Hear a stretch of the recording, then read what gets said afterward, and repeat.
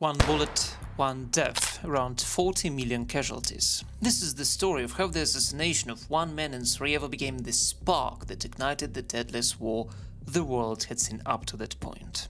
But before that fateful day, Franz Ferdinand was more than just a target. He was heir to an empire, a man with controversial ideas about reform and someone who challenged traditions within the Habsburg dynasty itself. To understand why his death changed the world, we first need to understand his life.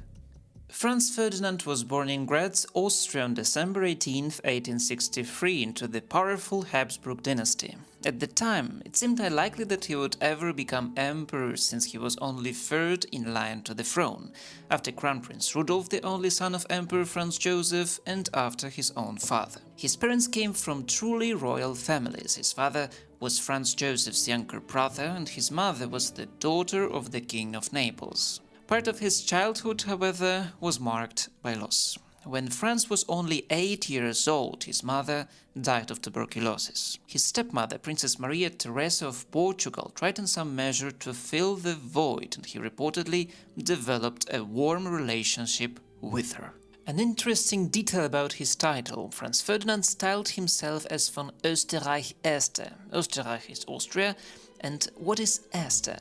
The reason lay in inheritance. Upon his uncle, Archduke Franz V of Modena's death, Franz Ferdinand became the primary eligible heir, provided he adopt the Este name. This inheritance made him one of the wealthiest members of the Habsburg family. Franz Ferdinand had an enormous passion for hunting. He killed so many animals that he gained a reputation for cruelty. The number was staggering, close to 300,000 by the end of his life. It seemed that a carefree life of wealth and privilege was guaranteed, but history had other plans. In 1889, Crown Prince Rudolf committed suicide, which pushed the line of succession to Franz Ferdinand's father. But just 7 years later, in 1896, his father died, making Franz Ferdinand the heir to the Austrian throne. As a member of the ruling dynasty, Franz was obliged to serve in the army. In 1877, he became a lieutenant in the imperial army, and by 1894 he had already achieved his first general's rank. That same year, at a ball in Prague, he met his future wife, Countess Sophie Chotek, a member of Bohemian aristocracy. To the Viennese court, however, she was entirely unsuitable as a bride for the heir to the throne. Despite her noble origins, her rank was considered too low to marry an archduke. But the couple fell deeply in love. When Franz Ferdinand made clear that he intended to marry her, the entire court was shocked. According to imperial rules, Emperor Franz Joseph's consent was required for the marriage.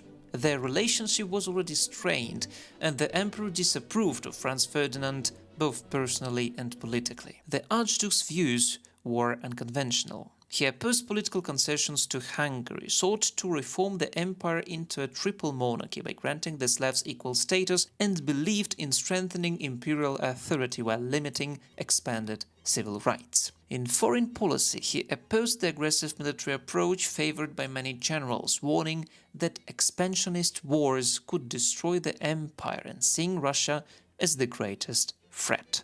Despite his disapproval, in 1900 Franz Joseph finally gave permission for the marriage, but under strict conditions. Sophie would never receive the rank of empress, and their children would be excluded from succession. Franz Ferdinand accepted these terms, a testament to his devotion. The couple went on to have 3 children. Sophie's life at court was difficult. She was treated as socially inferior, excluded from official ceremonies, and even barred from sitting beside her husband at formal dinners. Only when traveling outside Vienna could she enjoy the privileges of being the wife of the heir to the throne. Franz Ferdinand's growing responsibilities in the army eventually eased this somewhat. In 1913, he was appointed Inspector General of the Army, a highly influential position that required him to travel extensively across the empire. And on such trips, Sophie was able to share more fully in his status. At the end of June 1914, Franz Ferdinand and Sophie traveled to Sarajevo. On June 28th, they were assassinated by Gavrilo Princip. As he lay dying, Franz Ferdinand is said to have whispered to his wife, "Sophie, Sophie, don't die. Stay alive for our children." Both, however, succumbed to their wounds. The assassination became the spark that ignited World War I. Some historians believe that had Franz Ferdinand lived to become emperor, he might have pursued a more cautious foreign policy, restraining the generals who favored war. Yet given the tensions in Europe, many argue that conflict would have erupted sooner or later. And the only question was where and when.